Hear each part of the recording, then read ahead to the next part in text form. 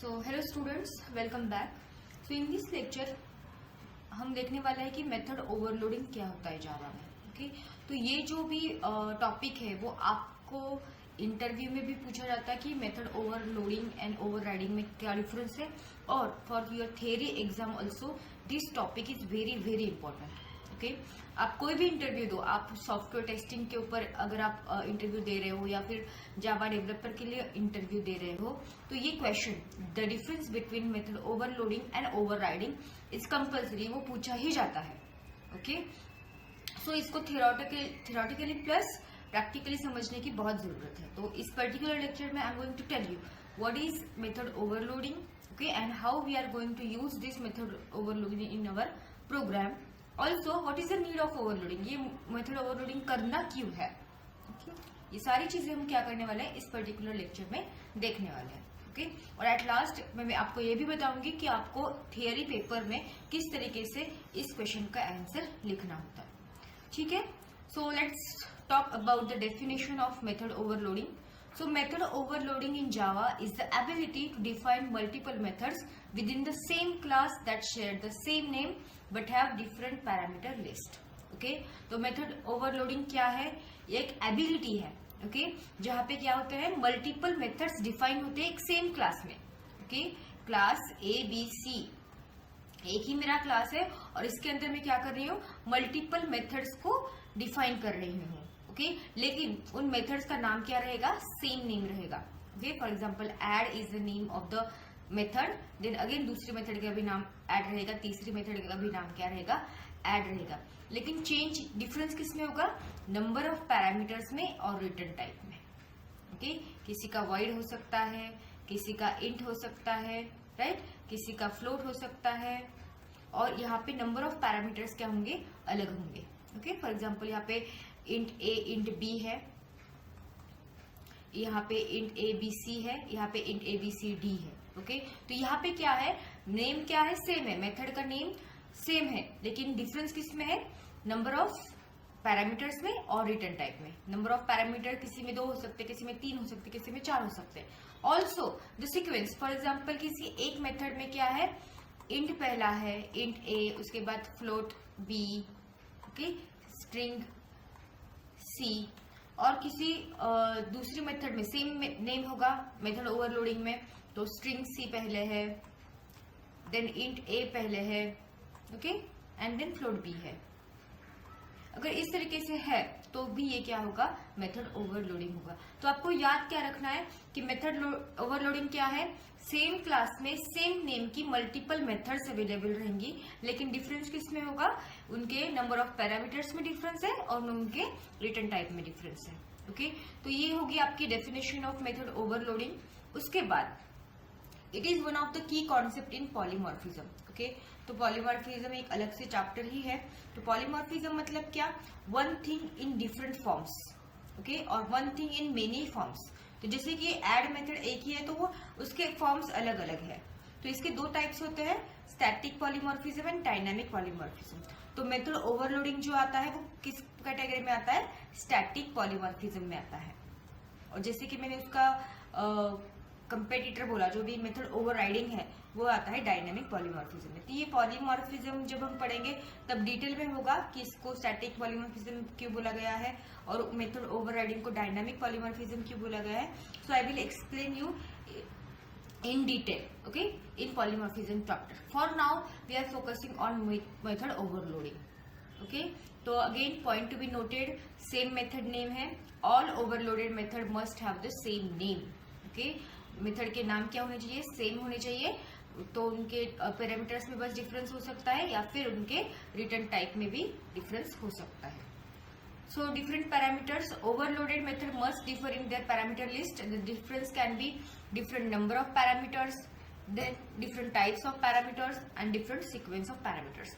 किसी एक मेथड में क्या हो सकते हैं, तीनों पैरामीटर एक सेम टाइप के हो सकते हैं, इंट ए, इंट बी, इंट सी।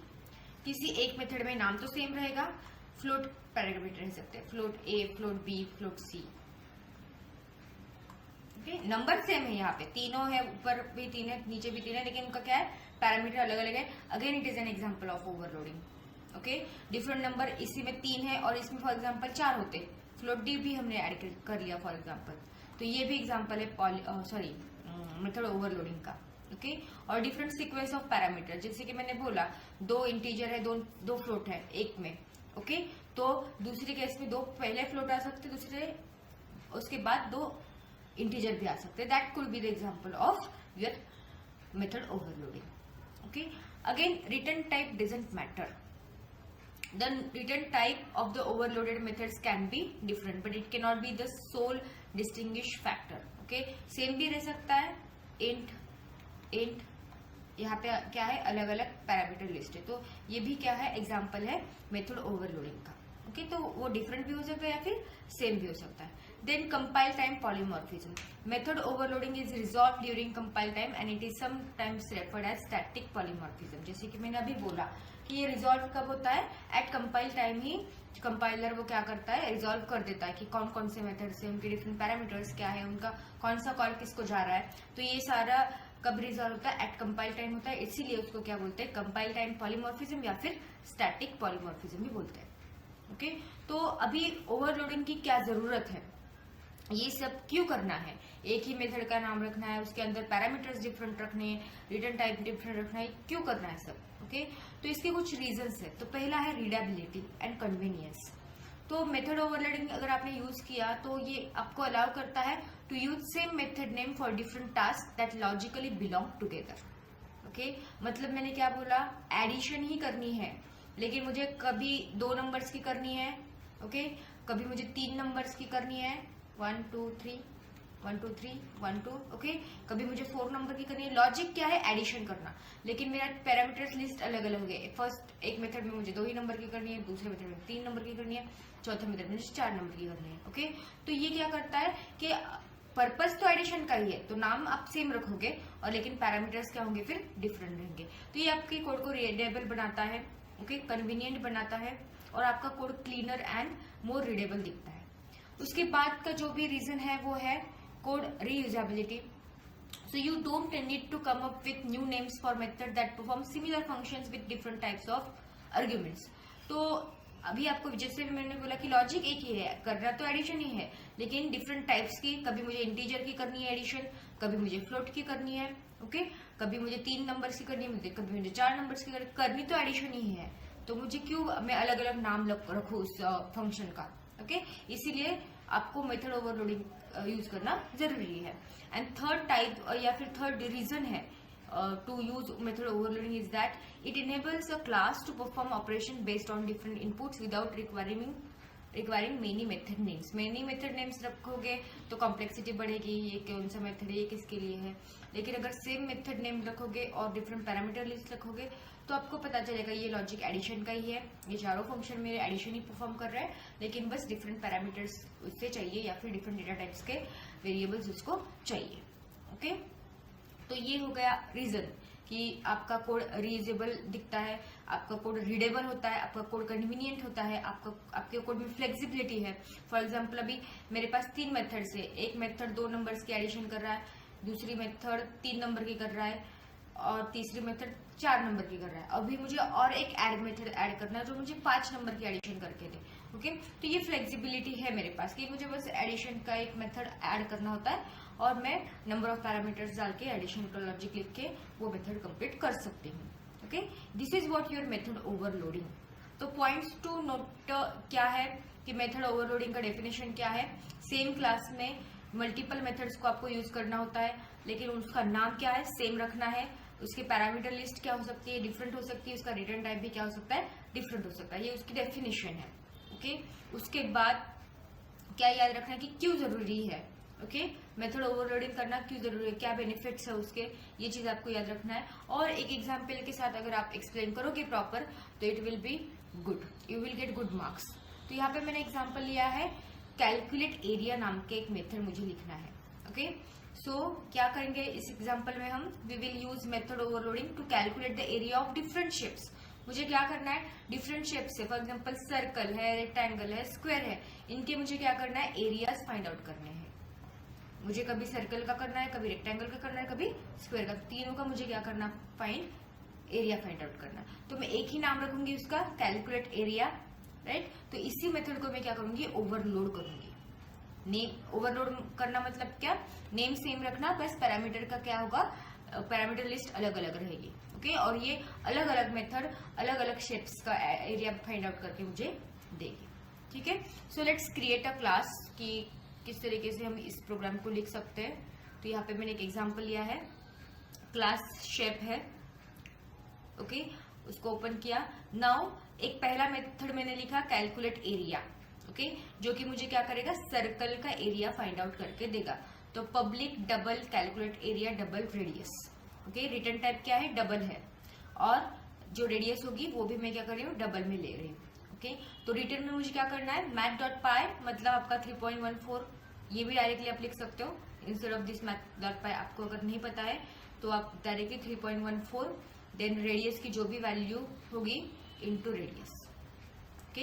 ये मुझे क्या करेगा, एरिया ऑफ सर्कल देगा, जो रिटर्न होगा जहां से मैंने ये मेथड को कॉल किया है वहां पे जाके ये वैल्यू रिटर्न होगी, ठीक है।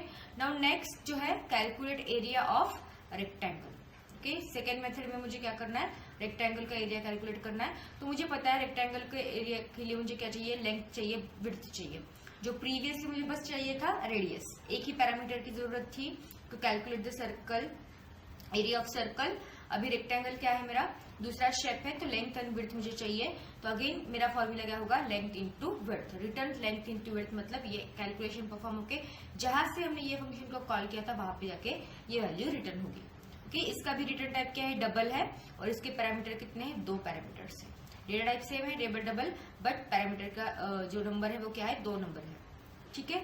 सो अगेन नेक्स्ट जो मेरा शेप है वो रहेगा मेरा स्क्वायर, ओके। और स्क्वायर को मुझे पता है कि एक ही साइड की जरूरत होती है, उसी साइड का हम क्या करते हैं, स्क्वायर करते हैं, ओके। या फिर हम बोलते हैं साइड इंटू साइड। तो public double calculate area int side. अभी यहाँ पे देखो एक ही वेरिएबल है, लेकिन ऊपर वाले केस में, सर्कल के केस में भी क्या था, एक ही वेरिएबल था, लेकिन उसका क्या था, रिटर्न टाइप डबल रेडियस। और यहाँ पे क्या है, इंट साइड, ओके। तो ये अलग पैरामीटर है, और ये क्या करेगा, side into side formula use करके मुझे ये एरिया कैलकुलेट करके देगा। तो ये हो गया हमारा फर्स्ट क्लास। दूसरा क्लास हमारा मेन क्लास है, और उसके अंदर हमने हमारी मेन मेथड लिखी हुई है। ये हमारा एग्जीक्यूशन पॉइंट होता है, एवरी प्रोग्राम को मेन मेथड की जरूरत होती है टू एग्जीक्यूट। तो इसके अंदर हमने क्या किया, शेप क्लास में ये तीनों मेथड्स हमने लिखे। तो शेप क्लास का शेप ऑब्जेक्ट हमने बनाया, this is what your object. Object का सिंटैक्स यहाँ पे ऑलरेडी मैंने हर एक चीज एक्सप्लेन की है। ऑब्जेक्ट क्लासेस एंड ऑब्जेक्ट नाम का एक वीडियो बनाया है, उसमें क्लास किस तरीके से लिखते हैं, उसका ऑब्जेक्ट किस तरीके से बनाते हैं, वो सारी चीजें मैंने ऑलरेडी एक्सप्लेन की है। अगर आपने वो वीडियो चेक नहीं किया है, so I will recommend you to watch that video to understand more details about your objects, okay. तो यहाँ पे हमने इस लाइन पे हमने क्या किया, शेप मतलब स्मॉल ऐसे यहाँ पे, और ये कैपिटल ऐसे। तो ये शेप आपका ऑब्जेक्ट हुआ। तो ऑब्जेक्ट हमने क्रिएट कर लिया है। अभी हम क्या करेंगे, उस ऑब्जेक्ट की हेल्प से फंक्शन को कॉल करेंगे। अभी मैंने क्या लिखा है यहाँ पे, system.out.println। इसके अंदर एरिया ऑफ सर्कल, जो डबल इन्वर्टेड कॉमा होता है, उसमें जो भी मैसेज हम लिखते हैं वो एज इट इज हमें स्क्रीन पे मिलता है, प्लस यहाँ पे कंकेटेनेशन परफॉर्म होगा। अभी यहाँ पे ये ऑब्जेक्ट यूज किया है मैंने, okay, object dot calculate area, okay. और यहाँ पे हमने दिया है 5.0। 5.0 मतलब एक ही पैरामीटर है। तो ये किससे मैच हो रहा है, रेडियस से मैच हो रहा है, क्योंकि डबल रेडियस है, ओके। तो ये फर्स्ट वाले फंक्शन से मैच हो रहा है। तो जो भी 5.0 वैल्यू है वो यहाँ पे आ जाएगी। रिटर्न में 3.14 इंटू रेडियस की जो भी वैल्यू है 5.0 जो भी आंसर आएगा वो कहाँ पे रिटर्न होगा, यहाँ पे जहाँ से कॉल किया था, ओके। यहाँ पे रिटर्न होगा, मतलब एरिया ऑफ सर्कल जो भी कैलकुलेशन की वैल्यू आई है वो यहाँ पे स्क्रीन पे प्रिंट हो जाएगी। नेक्स्ट हम यहाँ पे आएंगे system.out.println area of rectangle as it is print हो जाएगा, प्लस मतलब concatenation shape dot calculate area 6.0 4.0। तो ये किसको जाएगा कॉल, ये कॉल जाएगा सेकेंड वाली मेथड, जो कि क्या है हमारी कागज ऊपर कैलकुलेट एरिया है, लेकिन वो लेंथ इनटू ब्रेड्थ रहेगा, ओके। तो ये वाली मेथड है। तो यहाँ पे जो भी वैल्यूज है वो आएंगी, यहाँ पे कैलकुलेशन होगा और ये रिटर्न होगी। रिटर्न कहाँ पे होगी, जहां से कॉल किया है वहां पे रिटर्न होगी, ओके। मतलब 6 इंटू 4 जो भी आंसर आएगा वो यहाँ पे प्रिंट हो जाएगा। एंड लास्टली हम क्या कर रहे हैं, एरिया ऑफ स्क्वायर को कैलकुलेट कर रहे हैं। तो area of square as it is यहाँ पे कंसोल पे मिल जाएगा। Then shape dot calculate area, ये 4 वैल्यू जाएगी हमारे फंक्शन को, विच इज कैलकुलेट एरिया, लेकिन वो किसका एरिया है, स्क्वायर का एरिया है, जो कि ये है। यहाँ से वो कॉल कहाँ पे जाएगा, यहाँ पे जाएगा। ये 4 वैल्यू है वो इस इंटीजर साइड को मिलेगी, साइड इंटू साइड कैलकुलेट होगा और जो भी आंसर आएगा 16 वो यहाँ पे प्रिंट हो जाएगा। ओके, तो आप यहाँ पे ऑब्जर्व करो कि नेम क्या है हर एक फंक्शन का, कैलकुलेट एरिया, लेकिन क्या है उसके अंदर डिफरेंट पैरामीटर्स है, रिटर्न टाइप क्या है उसके डिफरेंट है।